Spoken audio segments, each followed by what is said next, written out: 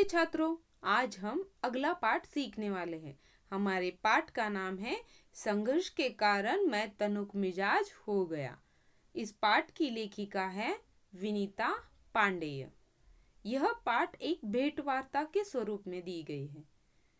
इसमें हॉकी के एक प्रसिद्ध खिलाड़ी धनराज पिल्ले के व्यक्तित्व को विनीता पांडेय ने उभारने का प्रयत्न किया है। तो चलो बच्चों, धनराज पिल्ले के बारे में हम जानकारी लेते हैं। यह मैंने पहले सारांश दिया है और फिर हम पाठ देखेंगे। पहले इस पाठ का सारांश देखते हैं। संघर्ष के कारण तनुक मिजाज हो गया।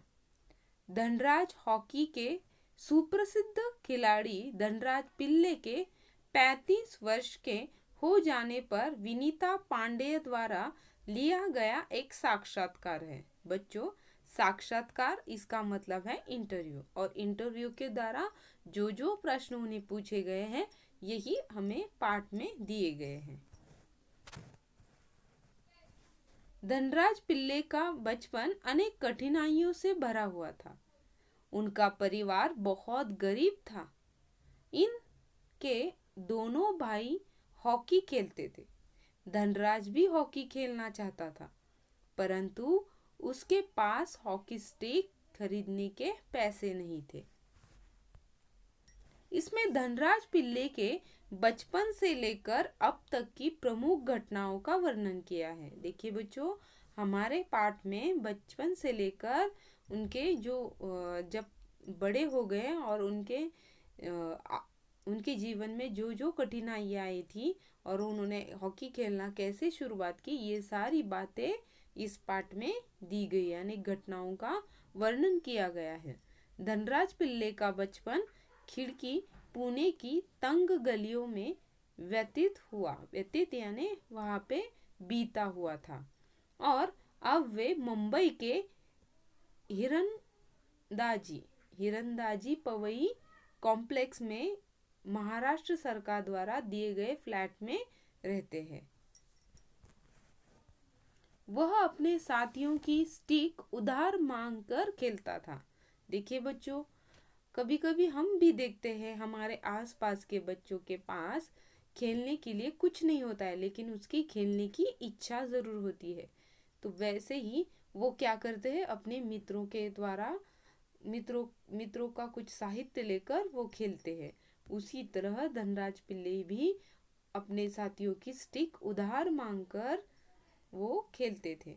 जब इनके बड़े भाई का भारतीय कैंप में चुन लिया गया, यानी कि उनके बड़े भाई को भारतीय कैंप में चुन लिया गया, तो उन्होंने धनराज को अपनी पुरानी स्टिक दे दी थी, जो धनराज के लिए बहुत अमूल्य स्टिक बन गई थी, क्योंकि यह उसकी अपनी थी।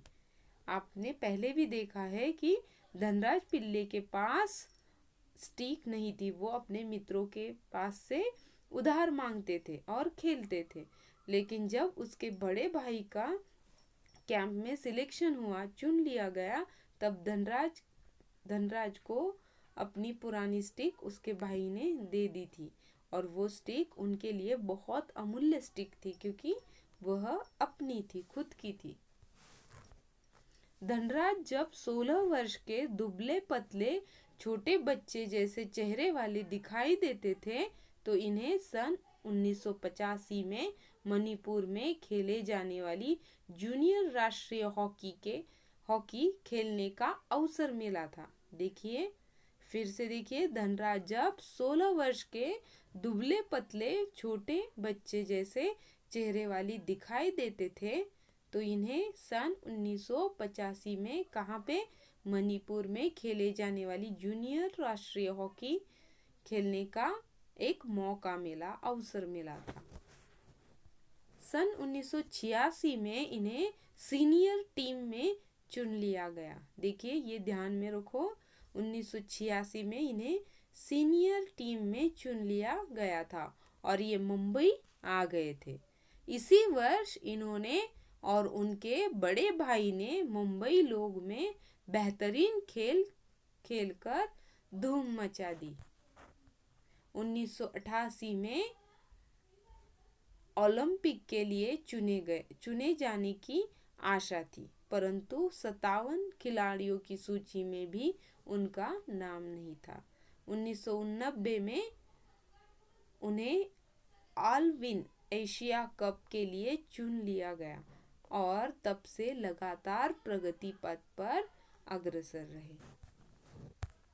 विनीता पांडेय ने जब उनसे तनुक मिजाज होने का कारण पूछा तो उन्होंने इस स्वभाव का कारण अपने बचपन से जुड़ा बताया। देखिए, तनुक मिजाज यानी कि झट से चिढ़ना यानी कि गुस्सा होना। वे स्वयं को बहुत असुरक्षित अनुभव करते थे।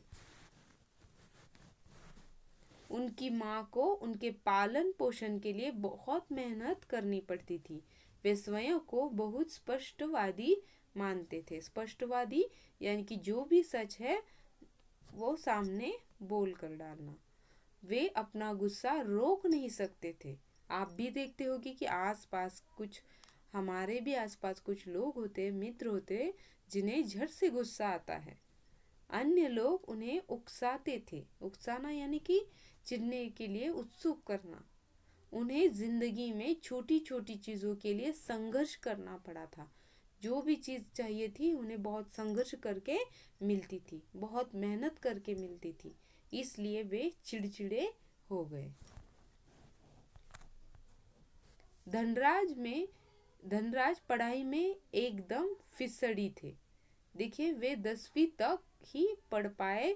उनका मानना था कि यदि वे हॉकी के खिलाड़ी न होते तो शायद उन्हें चपरासी की नौकरी भी न मिलती, एक सिपाही की भी नौकरी नहीं मिलती। अब उन्हें गर्व है कि वे बैचलर ऑफ आर्ट्स भले नहीं हैं, परंतु बैचलर ऑफ हॉकी तो है।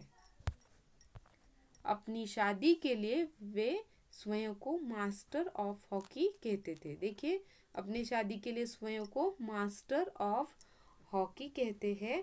वे भावुक भी बहुत है। वे किसी को कष्ट नहीं देख सकते। देखिए, वे किसी को कष्ट में नहीं देख सकते थे। वे अपनी गलतियों पर माफ़ी मांगने से भी संकोच नहीं करते थे। यानी कि कुछ गलती उनसे हो गई तो झट से वो माफ़ी भी मांगते थे। वो खुद संकोच उसके लिए नहीं करते थे। धनराज अपने मित्रों व परिवार की बहुत इज्जत करते हैं। वे अपनी माता से बहुत प्रेरणा प्राप्त करते हैं। चाहे भारत में या विदेश में रहे, रात में सोने से पहले अपनी माता से ज़रूर बात करते हैं। अपनी बड़ी भाभी कविता को भी वे अपनी माँ के समान मानते हैं और अपनी प्रेरणा स्रोत कहते हैं। धनराज कृत्रिम घास पर पहली बार राष्ट्रीय खेलों में 1988 में नई दिल्ली आने पर खेले थे। वे बार बार मैदानों को छू कर देख रहे थे। देखिए, कृत्रिम घास यानी कि वो रियल में कोई घास नहीं थी। कृत्रिम घास आपने भी देखी होगी। तो वैसी घास पर उन्होंने पहली बार राष्ट्रीय खेल खेला था। वे बार बार मैदान को छू कर देख रहे थे कि कैसे कृत्रिम घास उगाई है। उनके पास पहली कार एक सेकेंड हैंड आर्मडा थी। देखिए, उनके पास पहली कार सेकेंड हैंड कौन सी थी? आर्मडा थी, जो उनको पहले एम्प्लॉयर ने दी थी। वे मुंबई की लोकल ट्रेन में सफ़र करते थे। एक बार एक पत्रकार ने उनकी फ़ोटो भीड़ भरे प्लेटफॉर्म पर खींचकर अखबार में छाप दी कि हॉकी प्लेयर पिल्ले अभी भी लोकल ट्रेन में सफ़र करता है। वे अपनी कमाई को व्यर्थ में नहीं गंवाते थे। उन्होंने पैसा जमा कर अपनी बहन की शादी की। माँ को हर महीने पैसे भेजते थे। आज उनके पास फोर्ड आइकॉन गाड़ी है, जो उन्होंने 2002 में खरीदी। पहले तो वे अपने परिवार की आर्थिक तंगी दूर करने में लगे रहे। विदेश जाकर खेलने से जो उन्हें राशि यानी कि जो भी पैसा मिलता था, जो भी धन मिलता था, उससे पुणे के बहु पाटिल रोड उससे पुणे के बहु पाटिल रोड पर 2 बेडरूम का एक छोटा सा फ्लैट खरीदा। उन्हें हॉकी ने हर स्थान पर प्रतिष्ठा दिलाई है। तो देखिए यहाँ तक इस पाठ का सारांश खत्म होता है बच्चों। उन्होंने जो लेखिका है विनीता पांडेय, उन्होंने साक्षात्कार की तरफ से यानी कि मुलाकात लेके ये पाठ आपके सामने प्रस्तुत किया है कि धनराज पिल्ले का बचपन कैसा था, उन्होंने किस तरह संघर्ष किया और वो तनुक मिजाजी यानी कि उस स्वभाव वाले कैसे बने, उसके पीछे क्या कारण था और उन्होंने कैसी अपनी प्रगति की, ये सारी बातें इस पाठ में स्पष्ट की गई है। तो आगे हम पाठ देखेंगे। धन्यवाद।